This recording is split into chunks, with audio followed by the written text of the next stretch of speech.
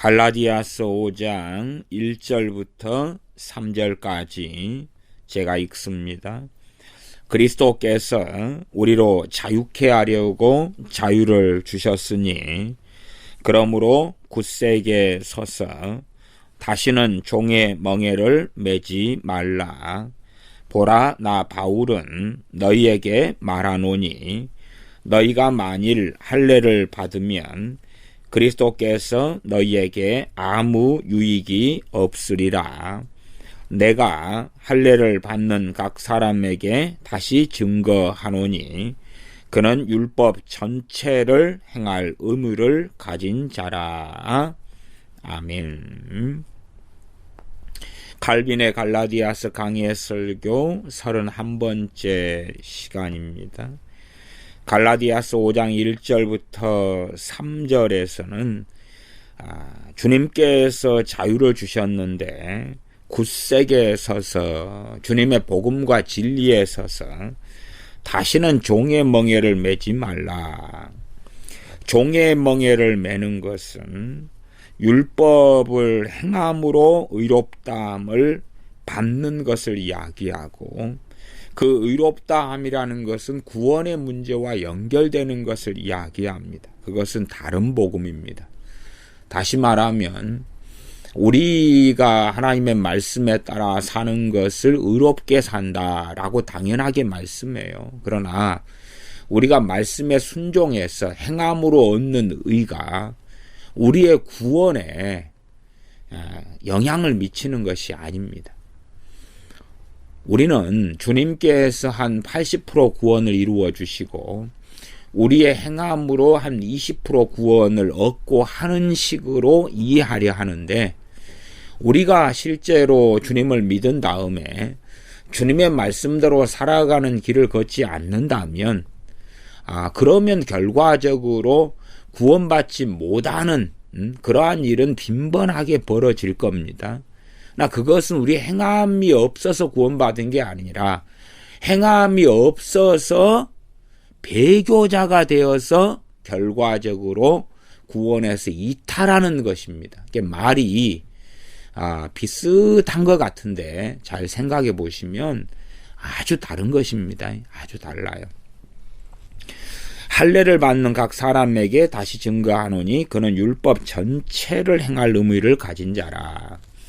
할례는 율법의 중심에 있었어요. 당시에 갈라디아 교인들이나 또한 예수님을 믿었던 유대인들조차도 할례가 너무나 중요했기 때문에 이방인으로서 예수님을 믿은 사람들에게 할례를 시작으로 율법을 하나씩 도입해 들어왔습니다.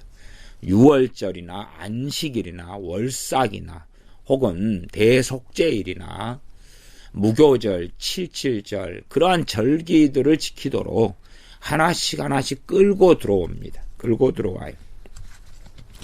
이 갈라디아서 5장 1절에서 3절의 핵심은 당연히 구원의 문제에 대한 것입니다. 율법에 있는 주님께서 주님의 십자가로서 성취하신 율법의 의식법들이 아니고 다른 것들은 우리가 지켜야 됩니다. 지켜야 돼. 율법을 지켜야 됩니다.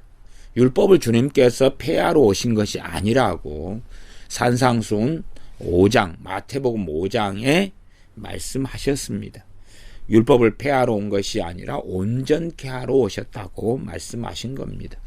율법의 많은 의식들은 모형과 그림자로서 주님께서 이 땅에 오셔서 고난의 길을 걷고 십자가를 지시고 부활 승천하심으로써 이제는 온전케 하시며 성취하시는 것입니다. 그러므로 우리는 그림자가 아니라 실체 되신 우리 주 예수 그리스도를 모시고 있는 사람들입니다. 구약에 있는 많은 하나님의 말씀, 구약의 온 율법과 선지자의 강령이 하나님 사랑과 이웃 사랑이라 그렇게 말씀하잖아요. 그러니 그러한 하나님을 사랑하고 이웃을 사랑하는 그것도 율법과 온 선지자의 강령인데 그것을 우리가 안 지키면 안 되지요. 그러나 그걸 지킴으로 구원받는 게 아니라 그 말이. 하나님의 말씀 우리가 실패하고 넘어지더라도 다시 일어나서 말씀에 순종하는 길을 걸어가야 하고, 전혀 그럴 마음과 뜻이 없고 세상을 사랑하고 살아간다면 그 사람은 이미 주님을 부인한 사람이다, 그 말이에요. 그래서 행함이 없는 믿음은 그 사람, 그 영혼을 구원하지 못한다는 야고보서 2장의 말씀이 명확하게 맞게 되는 것입니다. 어쨌든 좀 어려운 이야기를 얼마간 설명했고, 칼빈 목사님의 갈라디아서 강해 설교 31번째를 제가 읽어 가겠습니다. 우리가 교회 안에 거처를 갖기 위해서는 우리의 기초로 주 예수 그리스도께서 필요하다는 것을 배웠습니다. 그런데 하나님의 말씀, 이 되는 이 씨를 통해서 거듭나지 않고는 하나님의 자녀라고 주장할 수 없습니다. 그러나 거듭나지 않고서도 하나님의 자녀라고 주장하는 사람들이 많이 있습니다. 만약 우리가 주 예수 그리스도에게 연합되기를 진정으로 바란다면 우리는 복음의 순수한 가르침을 철저히 지켜야 합니다. 예수님은 우리의 머리와 우리의 중보자로서 우리를 하나님 아버지께 연합시켜 주십니다. 정말 이 시대의 많은 사람들은 참 놀라운 복을 많이 상실해 버렸습니다. 그 놀라운 복은 이 존 칼빈이라는 주의 종의 설교들, 또 주석, 칼빈 주석, 기독교 강요, 존 칼빈의 많은 설교집들, 그게 놀라운 복입니다. 놀라운 복이에요. 제가 존 칼빈 목사님의 갈라디아서 강해 설교 등을 설교하니까 사람들은 제게 칼빈 추종자라고 막 욕설을 합니다. 왜 너는 신사도를 추종하지 않고 셀바라지 같은 사람들을 추종하지 않고, 어제도 누가 셀바라지는 100% 하나님의 선지자라고 그러면서 누가 유튜브에 댓글을 달았더라고요. 뭐 그런 것처럼. 그러나 이 사람들은 존 칼빈이라는 하나님의 종이 어떤 사람이었고, 그가 성경을 어떻게 주해했고 어떻게 살았는지를 제대로 알려 하지 않고 가십거리 등을 통해서 알려고 합니다. 다음에 그런 기회가 있으면은 좀 욕먹을 기회를 가져볼까 그러는데, 욕먹을 기회라는 것은 뭐냐 그러면 예를 들면 필립 얀시 같은 사람은 굉장히 위험한 인물입니다. 필립 얀시는 굉장히 위험한 인물이에요. 그 사람 같은 사람들이 정말 하나님의 사람인 척해서 교회를 무너뜨리는 원흉에 속하는 사람입니다. 필립 얀시 같은 사람은 하나님의 은혜에 대하여 많이 씁니다. 그러면서 극단적 은혜론을 주장합니다. 그리고 필립 얀시의 책에서는 존 칼빈 같은 주의 종이나 청교도들을 아예 은혜를 모르는 사람들, 그리고 또한 은혜를 무너뜨리는 사람들, 말하자면 비은혜라 그러는데 필립 얀시는 비은혜의 선두주자들이라고 이야기합니다. 그래서 정말 무조건적인 은혜, 무한한 은혜를 필립 얀시는 탕자의 이야기 등을 통해서 극단화시켜서 이야기합니다. 그러면 고린도전서 5장 같은 그렇게 이 악한 자들을 너희 가운데 쫓아내버려라. 우상 숭배자들, 후욕하는 자들, 탐남하는 자들, 이런 자들 쫓아내버려라. 그러면 사도 바울조차도 은혜를 모르는 사람이 되죠. 그죠? 비은혜죠. 비은혜. 필립 얀시로 하면 그렇습니다. 또 마수사 시몬에 대하여서 베드로 사도는 이 분깃에 너는 상관할 것이 없다. 그러면 베드로 사도 같은 경우도 필립 얀시에 의하면 비은혜자가 되는 거죠. 비은혜자. 이게 성경의 한 부분을 가지고 극대화시켜서 두꺼운 책을 씁니다. 얼마나 은혜가 놀라운가. 그래서 뭐 세상 사람이 비치고 있는데 그 빛을 다 탕감해주고, 그렇게 이 물질주의적 관점에서 사실상 은혜에 대한 책을 씁니다. 사람들은 다 환호하고 좋아합니다. 다 환호하고 좋아해요. 뭐 제가 필립 얀시의 책을 가지고 언제 좀 사람들이 보통 봐가지고는 다 은혜를 받아버리니까요. 얼마나 그런 사람이 위험한 사람인지, 또 필립 얀시 같은 사람을 전파하는 사람들이 얼마나 위험한 사람들인지, 그런 것 때문에 한국교회가 말씀에서 벗어나서 잘못된 길을 걸어왔다는 것을 생각하지 않습니다. 이런 갈라디아서 말씀만 1장에서 6장만 읽어도 정말 은혜가 뭔지를 설명하고, 또한 은혜에서 떨어지는 것이 뭔지, 주님을 부인하고 배신하고 배교하는 것이 뭔지, 이 다양한 것을 같이 말씀해요. 필립 얀시 같은 경우는 여기서 쏙 빼가지고 뭔가 은혜에 초점을 맞추는 걸 쏙 빼가지고 말씀을 제대로 앞뒤 문맥을 가지고 설명하지도 않고, 그리고 교회는 은혜를 잃어버렸다. 아무나 다 수용하고 받아들이고 모든 것에 대하여 용서해야지, 그게 은혜의 표상이다, 이런 방식으로 이야기를 끊는데, 듣기에 너무 좋아요. 왜? 회개하지 않아도 용서해 주시는 하나님, 그런 방식이거든요. 세례 요한처럼 도끼가 나무 뿌리에 놓였으니 회개하지 않는 그런 사람마다 찍혀 불에 던지우리라, 그런 말씀을 이야기하지 않아요. 왜?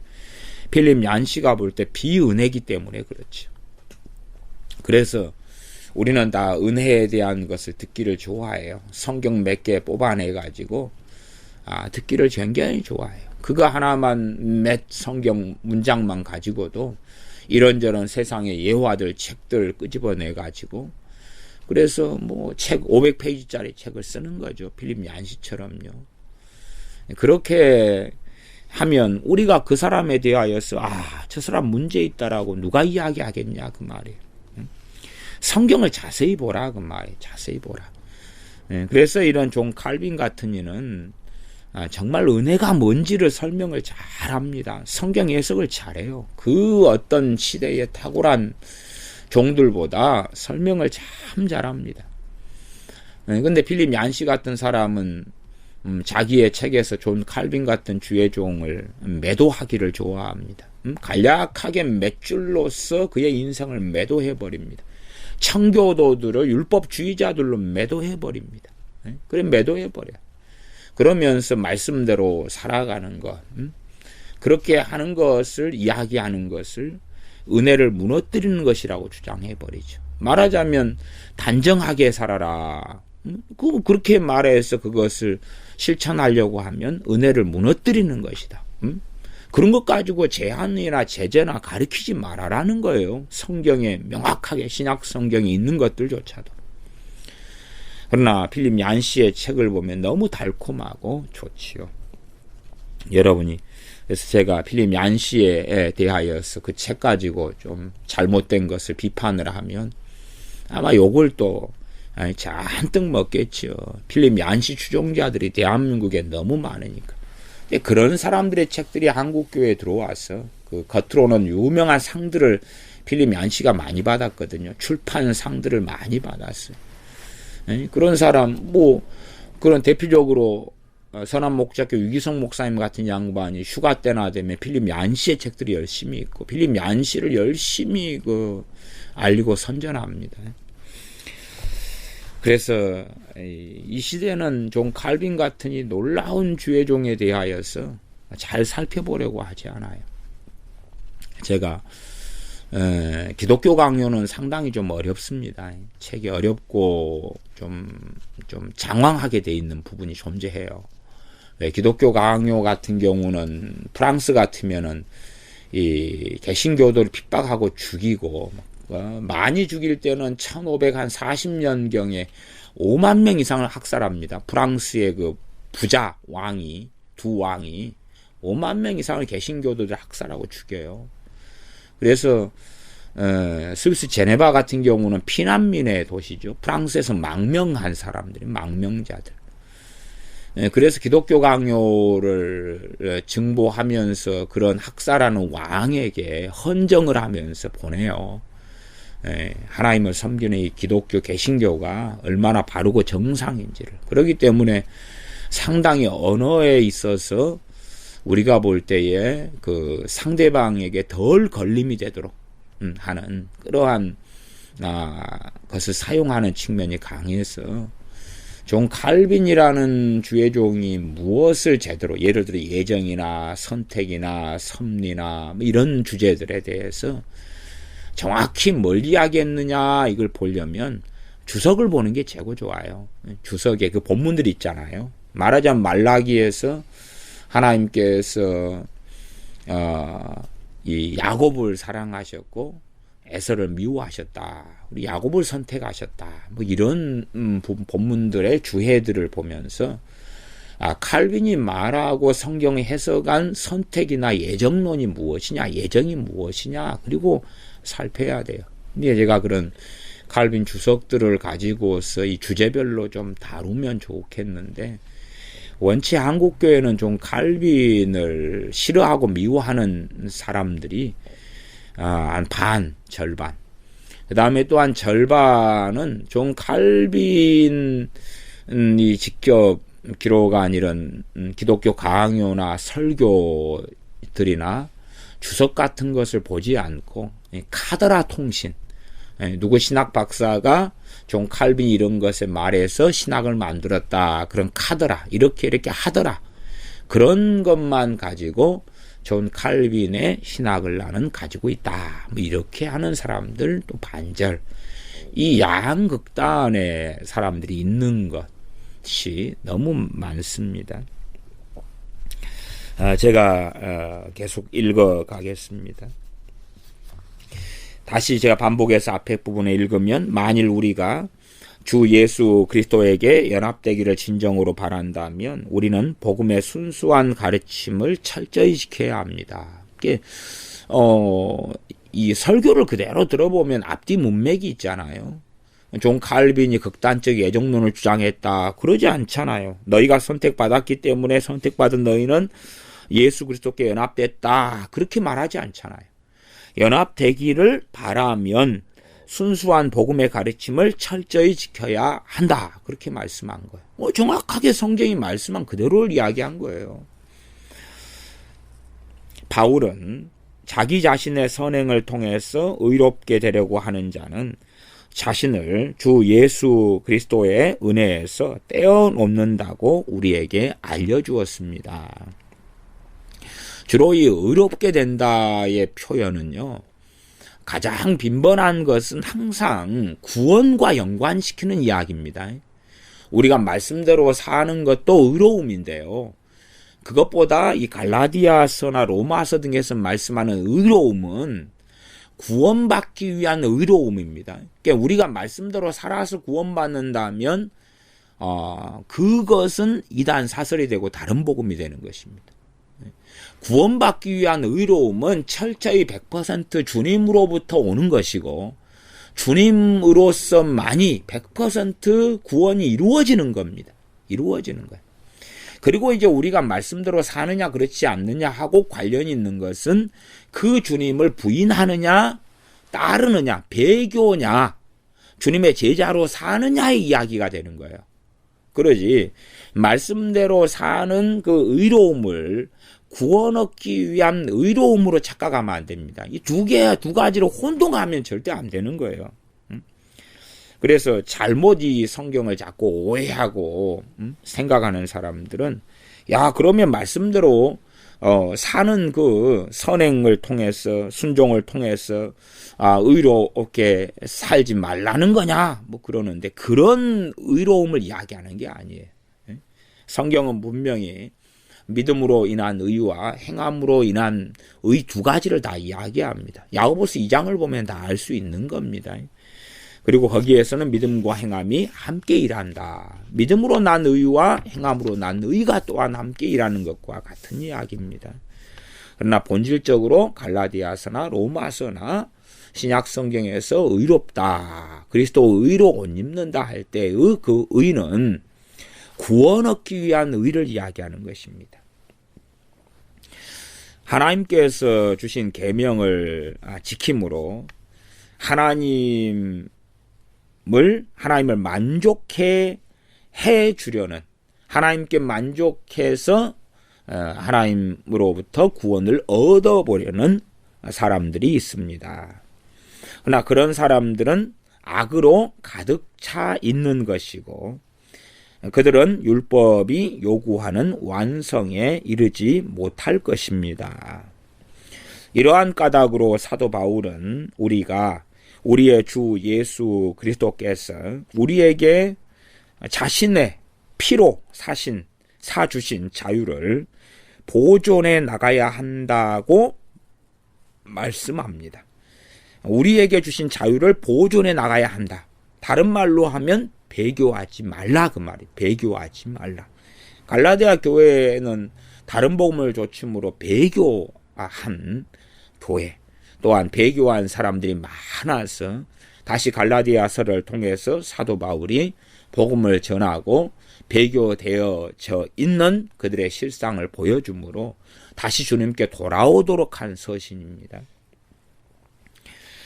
만약 어떤 의식, 율법의 의식을 등한히 하는 것이 지옥에 갈 큰 죄가 된다면 내가 그것을 어기면 나는 죄인이 되고 그러한 죄에 대한 대책이 전혀 없게 될 것입니다. 우리는 모두 율법을 지켜야 하는 것이 사실이지만 우리는 부족하기 때문에 주 예수 그리스도께로 가야지만이 우리의 구원을 얻으며 우리의 죄가 속함을 받습니다. 주 예수님께서는 우리의 자유를 주시기 위하여 율법의 종이 되셨고 우리를 자유케 하시기 위하여 우리가 받을 형벌을 대신 받으셨습니다. 그러므로 만일 우리가 여러 가지 의무를 추가로 부과하고 우리 주 예수 그리스도께서 앞에서 말한 그와 같은 일에 대한 구제가 되지 않으실 것입니다. 그 대신에 우리는 계속해서 저주 아래 있게 될 것이고 우리에게는 구원의 소망이 없을 것입니다. 그러니까 우리가 여러 가지 의무를 이렇게 이행하면서 구원을 받고자 한다면 주님은 우리의 구원이 안 되실 거라 그 말이에요. 사도 바울이 갈라디아 사람들에게 굳건히 서서 자신들이 노예 생활로 돌아가지 말라고 간곡히 부탁한 데는 이유가 있습니다. 왜냐하면 이것이 그들에게 귀중한 선물인 구원을 빼앗아갈 것이기 때문입니다. 그들은 하나님의 은혜에서 벗어나서 구원과 영원한 행복의 유일한 원천인 주 예수 그리스도에게서 분리되기 때문입니다. 분리되기 때문이다. 그 말은 주님과 연합되었다가 분리된다. 그 말이죠. 분리된다. 자신들이 어떤 율법의 조항이나 어떤 행위들을 통해서 구원을 얻고자 하고 하나님께 나아가고자 한다. 그러면 그들은 은혜에서, 하나님의 은혜에서 벗어나고 구원과 영원한 행복의 유일한 원천이신 주 예수 그리스도에게서 분리되기 때문입니다. 이 칼빈의 갈라디아서 강해 설교가 칼빈 목사님이 한 54살 정도 사신 분인데 어떤 나이는 55 될 수도 있지만 1509년에서 1564년까지 사신 주의 종입니다. 근데 이 칼빈의 갈라디아서 강해 설교는 상당히 나중에 설교된 것입니다. 나중에 설교되어서 한 40 몇 살요? 1557년에 설교된 것이니까 한 48살 정도죠. 8살. 54세 돌아가셨는데 48이니까 뭐 당연하게 그의 신학이나 그의 말씀이 완성되었을 때에 한 설교입니다. 그러지 나중에 다르고 다른 게 한 사람이 아닙니다. 기독교 강요도 일찍 초판을 만들어서 증보해 갔지만 그 중심 자체가 내용이 바뀐 적이 없습니다. 계속 읽습니다. 비록 우리가 많은 죄를 지은 죄인일지라도 그 죄는 우리 주 예수 그리스도의 이름으로 용서 받을 것을 우리는 알고 있습니다. 우리는 율법을 지키라는 구속을 받지만 하루에도 100번씩 그것을 어기며 또한 율법에 대한 지식도 갖고 있지 않습니다. 이 외에도 또 큰 죄들이 우리에게 있기도 합니다. 우리가 아무리 많은 노력을 할지라도 우리가 영원한 죽음을 통해서 갚아야 되는 이 하나님 앞에서 부채를 탕감받을 때까지는 하나님의 사랑에 대한 확신을 가질 수 없습니다. 그러한 은혜는 예수 그리스도의 피가 우리에게서 우리의 죄 많은 얼룩을 모두 깨끗이 씻어주셨다는 것을 복음을 통해서 우리가 믿게 될 때에 받게 됩니다. 예수님의 죽으심은 하나님의 진노를 진정시켜 드리고 우리의 모든 부정과 불법과 죄악에 대한 기억을 지워주는 제물이 되셨습니다. 이렇게 해서 우리는 자유롭게 됩니다. 중요한 것이 또 하나 있습니다. 우리는 사람들이 자기들의 머리로 발명한 것을 꼼꼼하게 이행하기 위해서 열을 올려서는 안 됩니다. 사람이 명하는 것이나 금하는 것은 무엇이나 중요하지 않습니다. 각 사람들마다 어떤 규정들이 있을 것 아닙니까? 만일 어떤 일이 하나님의 말씀에 의해서 금지되지 않는다면 우리는 그것을 자유롭게 행할 수 있습니다. 빌립 얀시 같은 사람은 존 칼빈이 별의별 규정을 다 지어가지고 사람들을 억어했고 억압했고 학대했다고 책에 기록합니다. 참 뭘 알지도 못하면 이 주둥이를 다무는 것이 최고 좋은 것입니다. 하나님께서 우리의 순종을 보시면 비록 우리에게 하나님께서 책망하실 것이 많이 있고 많은 약점이 있고 우리가 쩔뚝거리면서 하나님에게도 나오며 이치에 맞지 않는 것들만 행할지라도 하나님께서 이 모든 것을 용납하십니다. 많은 약점이 있고 쩔뚝거리고 또한 잘못된 것을 행하셔도 하나님께서 이 모든 것을 용납하십니다. 근데 왜 그렇게 하십니까? 지금 복음의 근거에서 하는 이야기입니다. 그렇지. 이 앞의 내용들은 명백하게 다른 복음을 쫓아가면 용납한다고 하시지 않은 것입니다. 주님에게서 분리된다고 이야기했던 거예요. 그러나 오직 구원의 이유가 주님에게만 있는, 주님만 의지하는 사람들이 쩔뚝거리고 때로는 어리석은 것들이 많이 있어도 하나님께 받아들여진다 그 말이에요. 누구 때문에요? 주 예수 그리스도 때문에. 이것이 복음이라는 것입니다. 왜 그렇게 되는가? 그 이유는 하나님께서 자신의 아들을 참아주는 것처럼 우리를 그리스도를 통해서 참아주시기 때문입니다.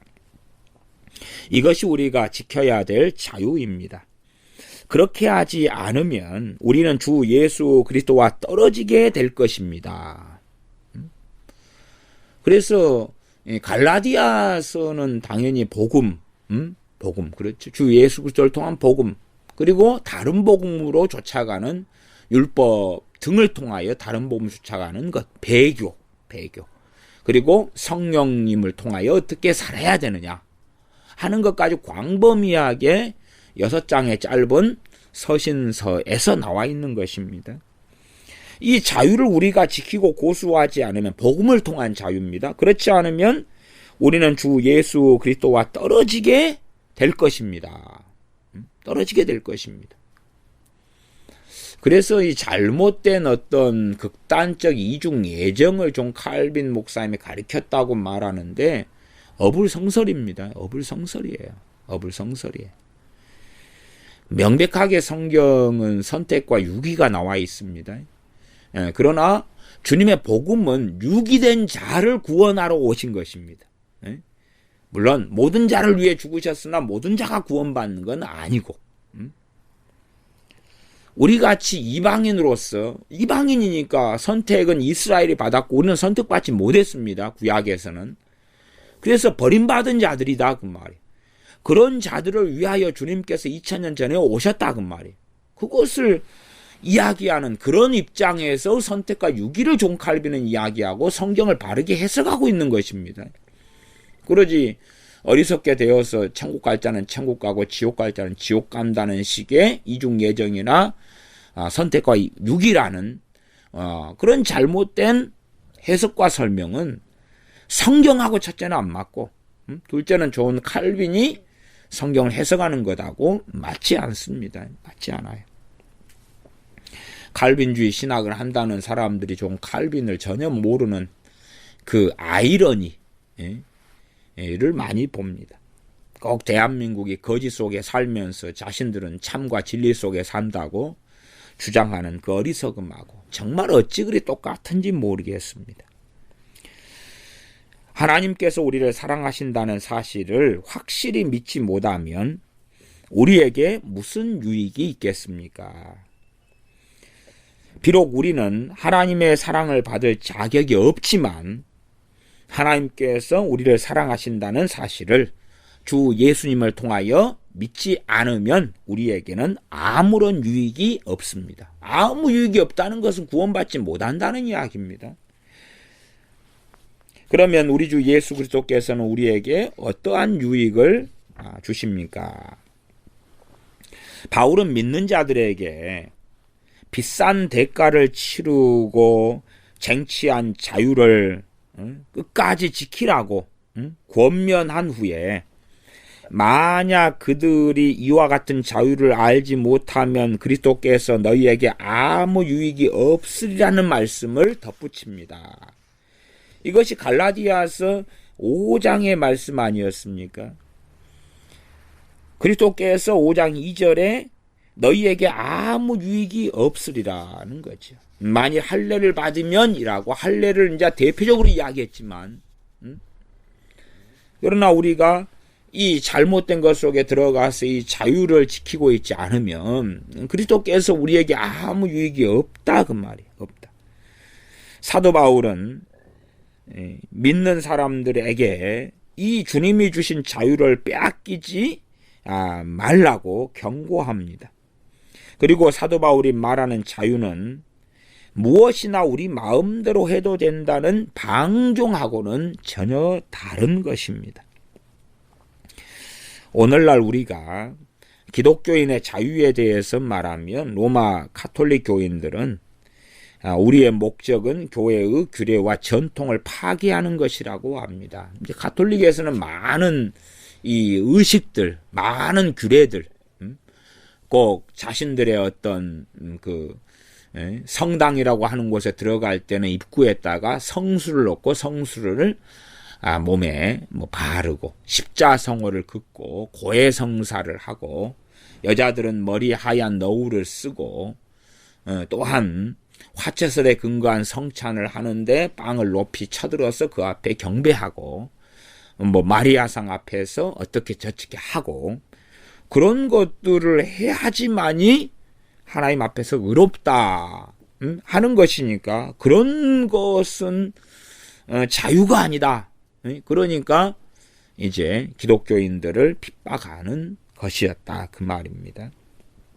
만약 우리가 로마 가톨릭 교인들에게 천주교인들에게 그들이 하는 것 중에서 하나님께 용납되는 것이 아무것도 없다는 것과 비록 그들의 행위가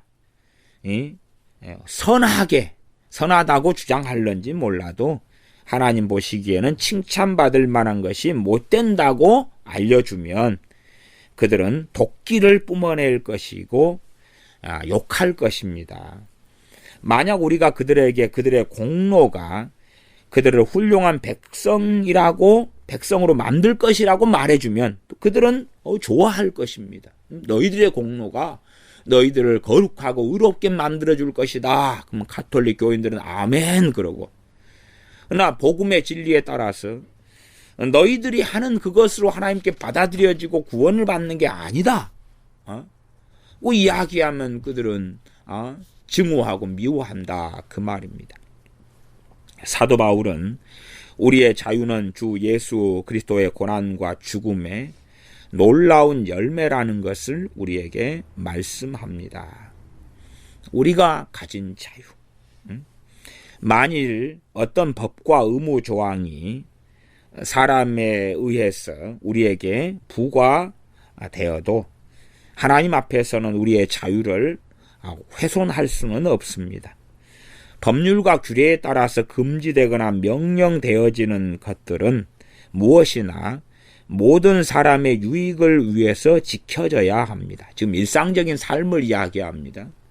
이게 말하자면 자유를 주님이 주셨다. 그런데 법률이나 규례 같은 걸 안 지켜도 된다. 그러면 안 된다, 그 말이죠. 그것은 지금 이 복음에서 말씀하는 이 갈라디아서 5장에서 말씀하는 자유하고는 다른 이야기다, 그 말이에요. 다른 이야기. 만약 어떤 의무가 우리에게 주어지면 우리는 그것을 지켜야 하고, 그렇게 함으로 공동체 안에서 서로를 섬기게 됩니다.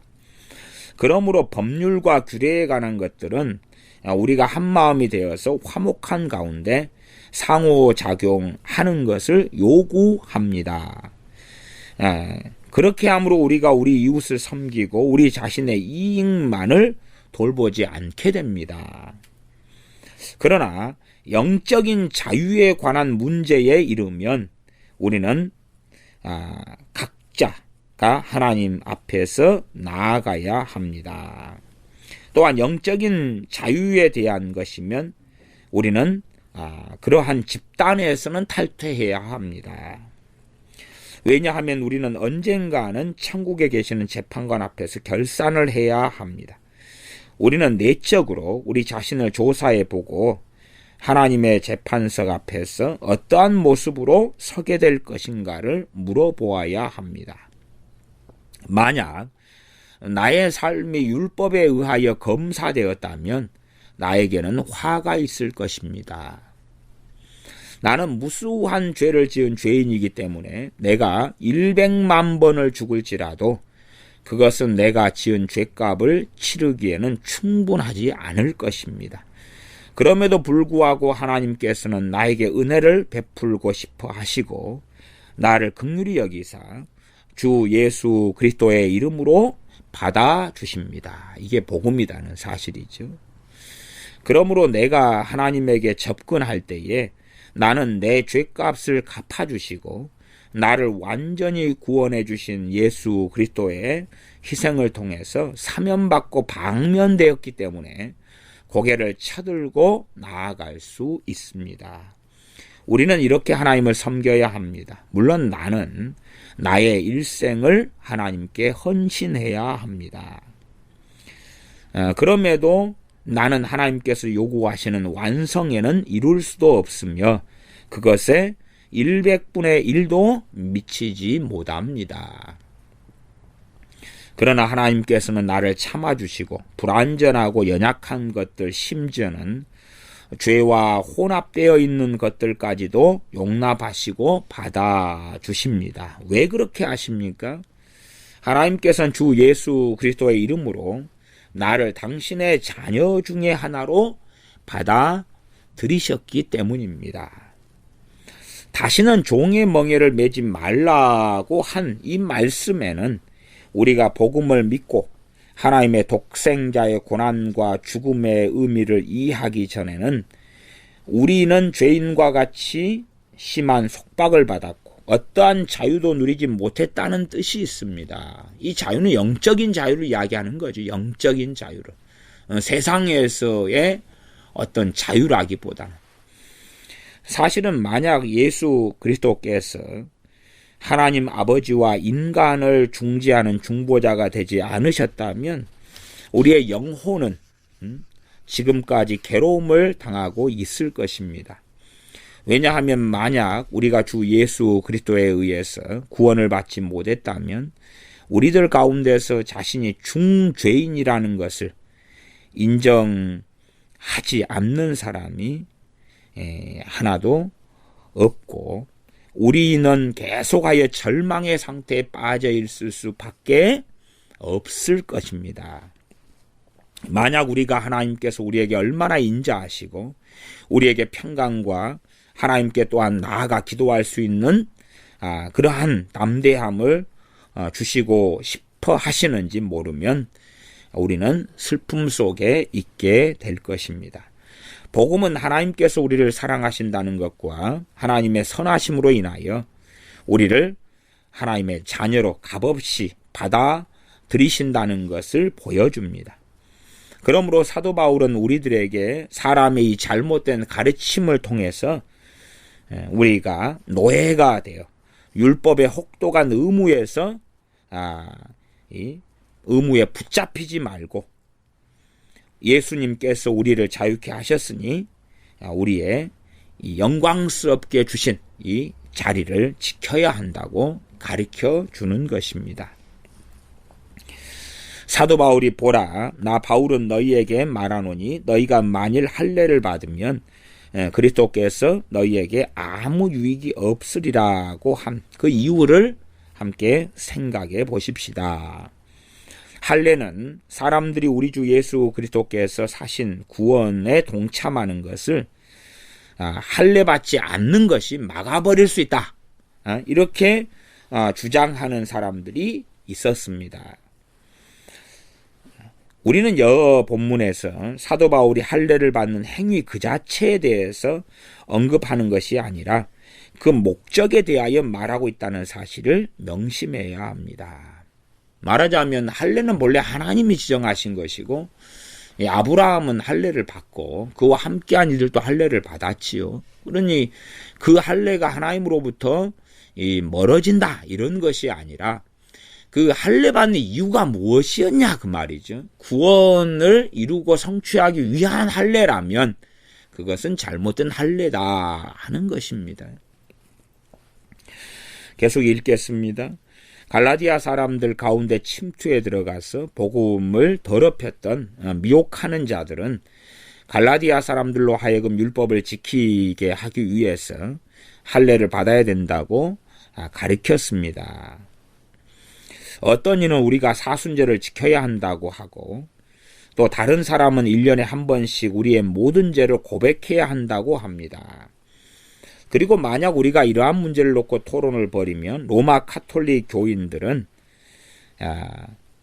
분노할 것입니다. 왜 그러냐 그럼 그들은 외적인 행위에 치중하고 외적인 행위를 통해서 하나님께 나아가고 의롭다함을 또한 선함을 입으려고 하고 그에 대한 부정은 그들로 하여금 분노를 일으킬 수밖에 없게 될 것입니다. 로마 카톨릭의 악한 교리에 의하면 자기의 직무를 완수한 자는 하나님을 오히려 채무자로 만든다고 합니다. 우리가 어떤 계명을 지켰다면 하나님은 그에 대해서 보상을 하지 않을 수 없다. 그런 것이 교리입니다. 로마 카톨릭 교인들조차도 이 자신들이 따르고 믿고 있는 로마 카톨릭 또 로마 교황들의 교리가 얼마나 방대한지를 잘 모르는 어리석은 사람이 많습니다. 꼭 우리 개신교도들 가운데서도 말씀도 채 모르고 이제 성경의 교리도 모르는 무지한 사람들이 많은 것과 유사합니다. 이 로마 카톨릭 교인들은 그들의 공로를 통해서 은혜를 입을 수 있고 그들의 죄와 잘못에 대한 일을 그들이 직접 배상함으로 이제 용서받을 수 있고 하나님의 진노를 진정시킬 수 있다고 주장합니다. 자신들이 선행을 해서 그리고 하나님 자기들의 보속 행위라 그래. 거기서는 보속 죄를 속하는 행위를 통해서 죄가 사함받는다. 그렇다면 주님께서 죽으실 이유가 없는 거죠. 없는 거예요. 그러니까 주님께서 죽으셔야 한다 했다라고 로마 카톨릭은 이야기해요.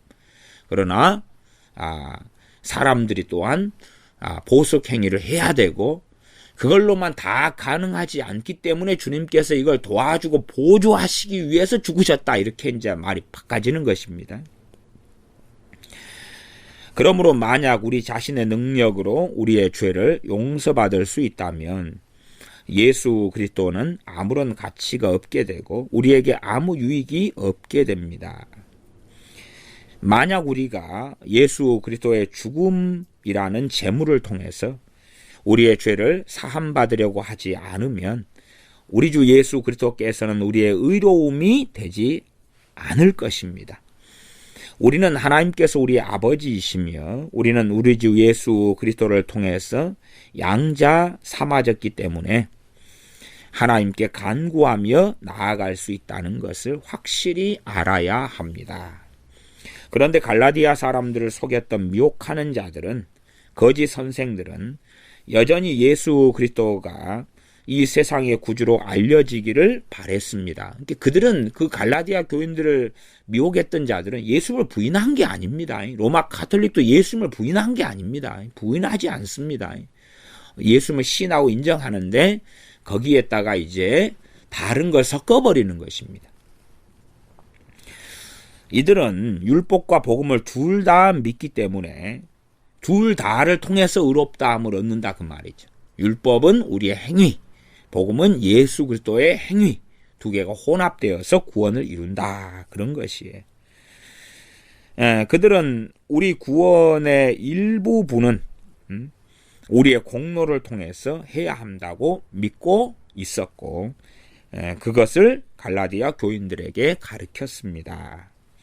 이와 똑같은 상황이 로마 가톨릭에서 벌어지고 있습니다. 다른 것이 있다면 그들은 그들의 의견을 밀고 나갔고 그 의견이 받아들여지게 하기 위해서 모세의 율법의 권위를 사용했다는 것입니다.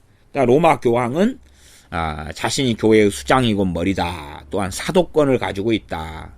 베드로 사도의 뒤를 이은 사도권이다. 이게 본래가 신사도 운동에서 새롭게 사도가 있다 전에 본래 로마 교회의 수장이었던 로마 교황은 항상 자신의 사도권을 주장했습니다. 사도권을 주장했어요.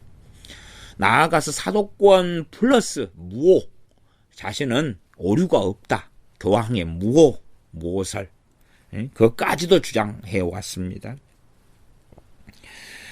바울이 여기에서 비난했던 사람들은 할례를 지켜야 한다고 주장했습니다. 그들은 예수님이 아무 소용이 없다고 말한 것이 아니라 사람들이 자신의 죄를 사함받고 그리고 도움이 더 필요하게 되면 예수님께서 보충해 준다고 그렇게 주장한 것입니다. 그러면 교황은 무엇을 말합니까? 교황은 말하기를 우리는 모세율법에 있는 의식 대신에 자신이 명령하는 것과 자신의 위원회가 결정하는 것 그리고 이런저런 사람들이 결정한 것에 순종해야 한다고 말합니다. 그래 이 갈라디아 교회의 미혹하는 자들은 율법을 자신들의 순종의 이유로 순종의 내용으로 내세웠는데 로마 교황은 또 그것도 아니에요. 그냥 자기나 꼭 추기경들 어떤 모임이나 자기의 통치하는 그들의 위원회나 또 앞에 뒤에 교황들이나 이런 사람들이 결정한 것을 순종해야 된다고 이야기하는, 그래야지 구원을 이룰 수 있다고 말하는 거지요. 교황은 그러한 명령을 어기게 되면 사형에 처한다는 조건을 붙여서 그 명령을 의무적으로 지키게 합니다. 이 존 칼빈이 목사님 때는 그렇게 해서 교황과 로마 가톨릭에 의해서 죽임당한 무수히 많은 기독교인들이 있었을 때입니다. 그래서 이 로마 교황을 추종하는 이 프랑스, 존 칼빈은 프랑스 사람이었기 때문에 이때에 40년대만 해도 5만 명 이상을 학살해 죽입니다. 그때의 왕이 뭐 누구였을까요? 그 2명의 왕인데 그렇게 해서 무수히 많은 사람들을 학살하고 죽이는 이런 현장 속에서 이제 존 칼빈은 살아갑니다. 그 왕이 프랑스와 1세하고 그다음 프랑스와 1세 다음에 1542년에 아버지를 따라서 왕위를 물려받은 앙리 2세입니다. 프랑스와 1세 그러면은 좀 칼빈의 저술들에 약간 익숙한 사람은요, 프랑스와 1세기에 바치는 헌사, 헌정 뭐 이런 것을 들어본 적이 있을 거라고 생각해요. 왜냐하면 칼빈의 기독교 강요를 프랑스와 1세기에 이 헌정하면서 프랑스 1세기에 글을 쓰는 것이 기독교 강요 앞에 있기도 하고 그렇다 그 말이에요. 그러니까 약간 익숙하네. 이때 이 프랑스와 1세하고 그 아들인 앙리 2세가 42년 동안에 복음주의자들, 예수를 믿는 이 개신교인들을 죽인 사람 수만 5만 명입니다. 5만 명. 그래서 1540년대 프랑스에서 일어났던 이 5만 명을 42년간 학살해 죽인 이것은 영국의 그 유명하게 천주교인인 메리 추터가 사람들을 학살해 죽인 것보다도 더 끔찍한 학살이었습니다. 영국의 메리 추터보다도 이 프랑스와나 앙리나 이 사람들이 훨씬 더 극악한 학살을 자행했습니다. 왜냐하면 자신들을 통하여서 그렇게 자신들이 명한 것을 안 지킨다는 거, 부정한다는 거예요. 그것을 개신교인들은 자유를 이제는 종의 멍에를 매는 것으로 인정하고 받아들이니까 수긍할 수 없다는 거죠. 계속 읽겠습니다. 만약 이 천주교인들은 하나님께 죄를 지었으면 하나님께서 명령하신 것을 행하기보다는 이 고해성사를 통해서 자신을 구원할 수 있다고 합니다. 그러한 고해성사는 율법에서 명령하는 것을 수행하는 것이 아니고 율법에나 말씀에나 없는 것입니다. 우리가 보는 바와 같이 교황은 이 사람들이 도입하려고 했던 것과 똑같은 사악한 원리를 사용합니다. 갈라디아에 미혹하는 자들, 다른 복음을 가져오는 자들이 도입하려는 것과 일단은 같은 사악한 원리를 사용해서 다른 복음으로 사람들이 이끌지요. 그런데 교황이나 이 로마 가톨릭의 사제들의 죄는 훨씬 더 갈라디아에 미혹하는 자들, 거짓 선생들보다도 그 죄는 중합니다. 무겁습니다. 왜냐하면 교황은 모세의 율법을 자신의 권위로 삼지 않고 자기 자신의 생각에서 꾸며낸 허구에 기초를 두기 때문입니다. 최소한 갈라디아에 미혹하는 자들은 모세 율법에라도 기초를 두었다 그 말이죠. 그러나 교황이나 로마 가톨릭은 새로운 것들을 만들어낸 것입니다. 이것저것 혼합하고 짬뽕해버린 것입니다. 사도 바울은 이것에 전적으로 반대했고 만약 그들이 하나님과 그러한 언약을 맺으려고 한다면 그리스도는 그들에게 아무런 유익이 되지 않을 것이라고 말씀했습니다. 우리 주 예수님께서는 우리의 의로우심이고 우리의 화평이십니다. 고린도전서 1장 30절, 에베소서 2장 4절입니다. 2장 14절, 에베소서 2장 14절. 의로우심이라는 말에는 무슨 뜻이 있는가? 거기에는 하나님께서는 예수 그리스도를 통해서 우리를 값없이 받아들여 주신다는 뜻이 있습니다. 우리 주 예수 그리스도께서 우리의 죄값을 치르셨기 때문에 하나님과 화해하는 방법은 예수님께서 영원히 죽을 우리를 구원해 주시고 건져 주셨다는 사실을 알고 믿는 것 밖에는 없습니다. 그 외에는 없습니다. 만약 우리가 우리의 공로를 통해서 우리 자신의 구원을 얻을 수 있다고 생각한다면 우리는 하나님을 공개적으로 모욕하는 것이 되고 그것은 지극히 가증스러운 일입니다. 우리는 예수 그리스도를 하나님 아버지에 의해서 우리에게 계시되신 그대로 믿어야 합니다. 우리로 하여금 예수 그리스도 이외에 어떤 것도 믿지 않고 예수님 한 분만을 의지하게 하기 위하여 하나님 아버지께서 주 예수님을 우리에게 보내셨습니다. 우리는 주님을 통하여 우리의 머리로 모시게 된 것에 만족해야 하며 주님을 우리의 머리로 모시게 된 것에 만족해야 하고 우리가 가지고 있는 모든 것을 바쳐서 하나님을 섬겨야 하고, 또한 비록 그렇게 하는 것이 아무것도 무언가를 이루지 못할지라도 하나님께서는 그것을 기뻐하시고 주 예수 그리스도 안에서 우리를 양자 삼으십니다. 하나님께서는 우리가 하나님의 독생자의 지체가 되어서 하나님께 나와서 독생자이신 주님께서 우리를 사시기 위하여 자신의 몸을 제물로 바치신 것에 우리가 의지하고 있는 것을 확인하십니다. 사도 바울은 내가 할례를 받는 각 사람에게 다시 증거하노니 그는 율법 전체를 행할 의무를 가진 자라라고 말씀한 것은 이러한 이유 때문입니다.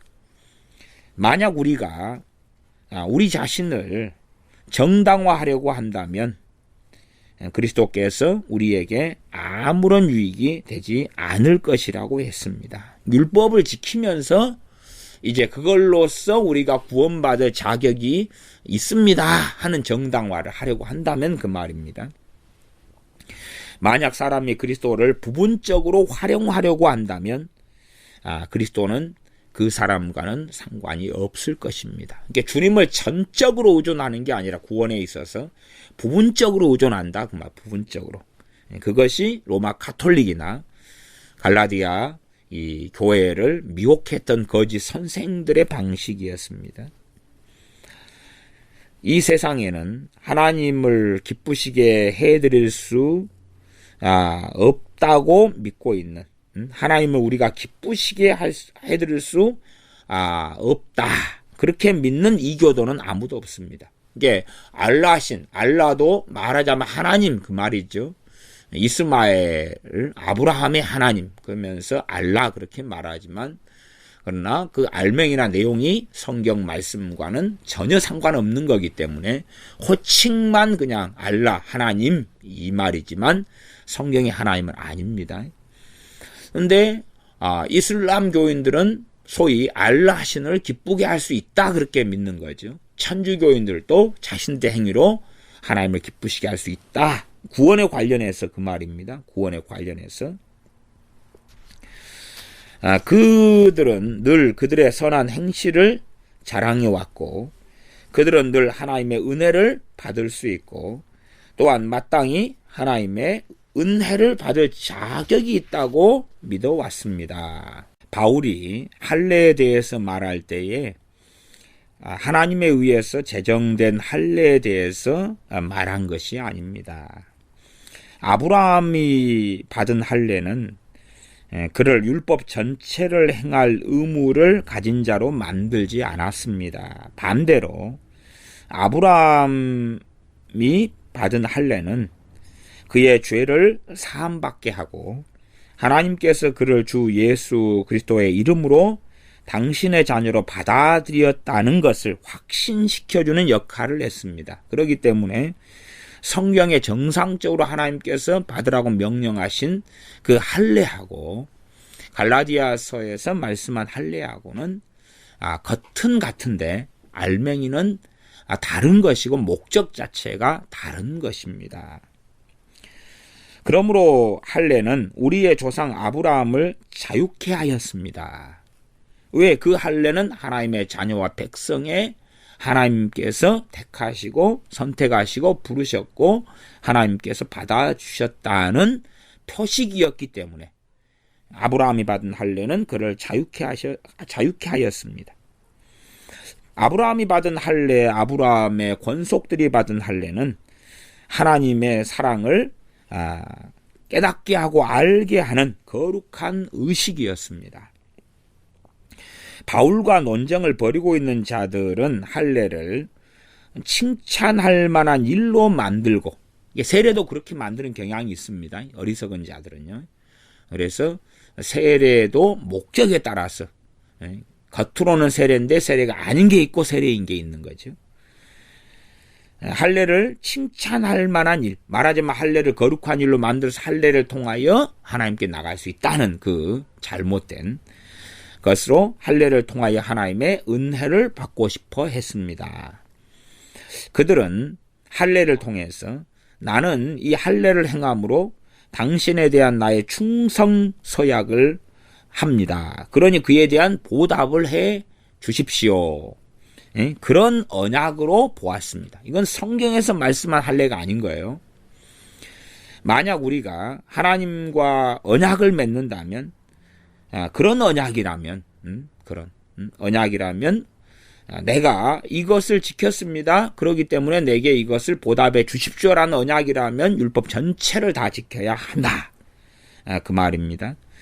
사람들은 하나님을 어느 정도는 기쁘게 할 수 있기 때문에 우리가 하나님을 기쁘시게 하면 하나님은 그것을 갚아줘야 될 채무를 지닌 것을 생각하는 어리석은 사람들이 있습니다. 우리가 예배를 통해 하나님을 기쁘시게 하면, 기도를 또 많이 하면 갚아줘야 한다. 그것은 정말로 복음을 벗어난 이상한 생각인데 그것들이 교회 안에는 난무하고 있습니다. 우리가 이런저런 일들을 했다고 해서 하나님께서 우리를 천국에 들어가게 해주실 아무런 이유가 없습니다. 이유 자체가 없습니다. 우리는 하나님과 상호 협력을 맺고 싶어하는 마음을 가져서는 안 됩니다. 고린도전서 같은 데 우리는 하나님의 동역자들이요, 그 동역자에 협력하고 이 구원에 있어서 협력하고 말이 되는 게 아니죠. 말이 되는 게 아니죠. 간단히 말하면 사도 바울은 오늘날 로마 카톨릭 내에서 지배하고 있는 흉악한 교리와 이 본문에서 싸우고 있습니다. 로마 카톨릭의 흉악한 교리. 그들은 부분적인 의로움에 대해서 로마 카톨릭은 이야기합니다. 자신들의 행함을 통해서 부분적으로라도 깨끗하게 되고 거룩하게 되고 속죄를 받는다는 거죠. 하나님의 은혜에 자신들의 행위를 통해서 일조하고 받을 수 있고, 또한 칭찬할 만한 행위로서 하나님의 은혜를 받게 된다고 주장합니다. 이 세상에는 하나님 율법 전체를 다 온전하게 행한 사람은 아무도 존재하지 않았고 앞으로도 존재할 수가 없습니다. 로마 가톨릭 교인들은 진리를 알고 있고 율법을 다 지킬 수 있는 사람이 없다는 것이 분명하기 때문에 그들은 뻔뻔스럽게 이렇게 말합니다.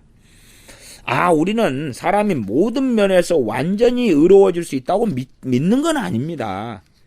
그러므로 예수님께서 우리의 의로움과 부분적인 의로움이 되셔야 합니다. 나머지 부분은 우리가 선행을 통해서 이루고 협력할 수 있습니다.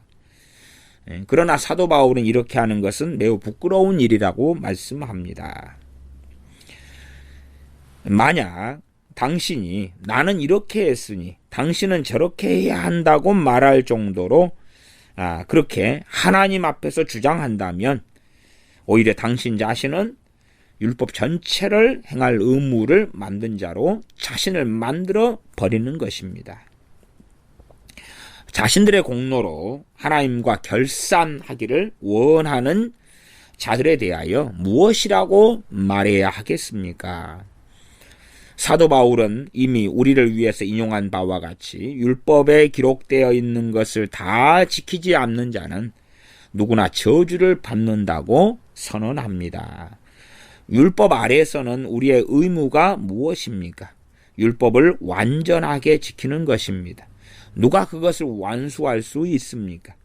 그것을 완성하는 데 필요한 한 가지 요건도 충족시킬 수 있는 사람이 과연 있겠습니까? 자신들의 행함을 통해서 자신이 선하게 될 수 있다고 믿고 있는 위선자들은 어떻습니까? 그들은 최소한 부분적으로 의롭게 되기를 바라서 이것저것을 합니다. 하나님께서는 그것 가운데 어떤 것도 받아들이시지 않을 것입니다. 신명기 27장 26절에 이 율법의 모든 말씀을 실행하지 아니하는 자는 저주를 받을 것이라 고 말씀합니다. 당신의 입에서 하나님의 입을 통해서 직접 하신 말씀을 취소하지 않으실 것입니다. 이러한 까닭으로 바울은 할례를 받은 자는 누구나 율법의 모든 조항을 지켜야 한다고 말씀한 것입니다. 거기에는 다음과 같은 뜻이 있습니다. 더 이상 너희 자신을 속이지 말아라. 하나님께는 두 길이 없다. 하나님께서는 율법을 온전히 이행하지 않는 자는 저주를 받는다고 율법에서 선언하셨다. 그래서 우리들 모두를 이와 같은 저주 아래 두셨습니다. 그리고 그 저주에서 벗어나서 구원 얻을 수 있는 길은 하나밖에 없습니다. 그것은 주 예수 그리스도께 나아가는 것입니다. 우리가 알지도 못하는 그러한 것에 집착하면서 예수 그리스도의 존귀하심을 부분적으로 믿는다는 것은 잘못입니다. 그보다는 우리는 우리 주 예수 그리스도께서 우리를 자유케 하려고 우리가 필요한 모든 것을 주님 안에서 찾을 때까지 우리는 저주 아래 있다고 고백해야 합니다. 우리는 우리의 업적을 아무 가치가 없고 하나님께서 우리를 하나님의 자녀로 삼으시고 우리로 하여금 자유를 누리며 살게 주셔서 우리의 죄가 사함받게 되었다는 것을 알 때까지는 우리 자신이 얼마나 보잘것없고 쓸모없는지 오히려 하나님께 고백할 수밖에 없습니다. 예수님을 믿는 사람들에게 하나님께서는 더 이상 죄와 허물을 묻지 않으십니다. 왜냐하면 우리가 하나님의 독생자를 입고 있는 것처럼 우리를 보시기 때문입니다. 이 세상에서 가장 거룩하고 가장 완전한 사람도 율법의 100분의 1도 이행하지 못합니다. 사람들이 그들의 공로를 다 버리고 예수 그리스도께 온전히 의지하지 않으면 그들에게는 구원의 소망이 없습니다. 그리고 또한 사람들이 전에 신뢰했던 모든 것을 포기하지 않으면 그들의 하나님으로나 하나님의 은혜로나 의롭게 될 수 없다는 것을 반드시 명심해야 합니다. 사도 바울이 여기에서 할례에 대해서 한 말에는 할례에 대한 잘못된 개념이 자신이 하나님의 은총을 받고 있고 율법을 완성하고 있다고 생각하는 사기꾼들에 의하여 전파되었다는 뜻이 있습니다. 할례에 대한 잘못된 개념입니다. 그러지 하나님께서 명하신 모세를 통한 아브라함을 통한 할례하고는 다르게 할례를 사용한 것입니다. 오늘날에도 비슷하게 로마 카톨릭의 규례를 지키는 자는 주 예수 그리스도의 권위를 또한 복음을 훼손시키고 손상시키고 있는 배교자들이 드릴 수밖에 없습니다. 미신 때문에 금식을 하고 그렇게 함으로 그러한 금식으로 하나님의 은혜를 얻는다고 믿는다면 그는 그리스도를 거절하는 것입니다. 우리 개신교 안에도 금식함으로 작정기도함으로 그에 대한 보상을 받아야 된다는 심리들이 너무 많이 있습니다. 그것은 유감스럽게도 복음을 훼손하는 자들이 되고야 마는 것입니다. 예수 그리스도는 우리를 하나님 아버지와 화해시키기 위해서 우리의 대변자로 오셨습니다. 예수님께서는 우리를 자유케 하셨기 때문에 우리는 사람들이 고안한 그러한 로마 카톨릭 같은 전통을 지킬 필요가 없습니다. 많은 사람들은 특정한 날에 음식을 먹는 것은 큰 죄라고 믿고 있기 때문에 로마 카톨릭의 규례를 지키고 있습니다. 우리가 순환주간, 고난주간에 금식하거나 뭘 먹지 않거나 또 로마 카톨릭의 어떤 순환주간 이런 금요일 이럴 때에는 고기를 안 먹거나 이런 것. 그들은 금식을 통해서 하나님을 만족스럽게 해드리기 때문에 하나님의 사랑을 받을 자격이 있다고 믿고 있습니다. 그들이 고백을 하거나 이런저런 일을 해서 예수 그리스도를 영화롭게 해드리고 있다고까지도 생각합니다. 그들은 그들의 고백을 통해서 천국문을 열지 않으면 천국문이 그들에게 닫혀 있을 것으로 믿고 있습니다. 그들은 이런저런 일을 해서 하나님의 진노를 진정시켜 드릴 수 있다고 생각합니다. 고해성사 같은 것이고 보석행위 같은 것이 촛불을 켜고 불을 붙이고 헌화하고 그들은 이런 것을 믿음으로써 예수 그리스도를 통하여 주신 은혜를 거절하고 있는 것입니다. 우리가 하나님을 기쁘게 해드릴 수 있는 유일한 방법은 우리 주 예수 그리스도를 통해서 우리의 죄가 사함받는 것입니다. 우리 주 예수 그리스도께서는 우리의 죄를 완불하셨고 모두 지불하셨고 또한 우리의 죄 사함을 이루셨습니다. 우리는 기꺼이 기쁜 마음으로 하나님께 나와서 하나님께 순종해야 합니다. 우리는 하나님께서 우리를 하나님의 자녀로 받아주시고 또한 우리가 아무 보잘것이 없는 그런 자들일지라도 하나님의 사랑으로 인하여 우리를 받아주셨다는 복음 안에 거하여 하나님의 사랑에 대한 확신을 가져야 합니다. 하나님께서 우리를 주님을 통하여 호의적으로 보시고 또한 우리가 연약하여 하나님의 칭찬을 받을 것이 아무것도 없을지라도 하나님께서 우리 주 예수 그리스도의 이름으로 우리를 받아 주신다는 것을 우리가 믿는다면 우리는 힘이 날 것입니다. 기도하겠습니다. 아버지 하나님, 미혹하는 사람들을 따라서 다른 복음 속에 들어가 마치 우리가 하는 어떠한 금식이나 기도나 하는 큐티나 성경 읽기나 선행이나 봉사나 구제나 헌금이나 이런 행위들을 통해서 마치 하나님께서 우리에게 무언가를 갚아주셔야 한다는 착각 속에 들어서 복음을 훼손시키는 자들이 되지 아니하고 바르게 기도하고 감사하고 주님께서 주신 자유를 잃어버리지 않고 주님에게서 등을 돌려서 자신의 의로움 속에 들어가 배교자들로 남지 아니하고 참으로 주님만 위하여 살고 주님으로 인하여만 구원받음을 믿고 알며 주님을 따르는 신실한 제자들로 주님을 위하여 살아가는 우리가 되게 하여 주시옵소서. 우리 주 예수님의 이름으로 기도하옵나이다. 아멘.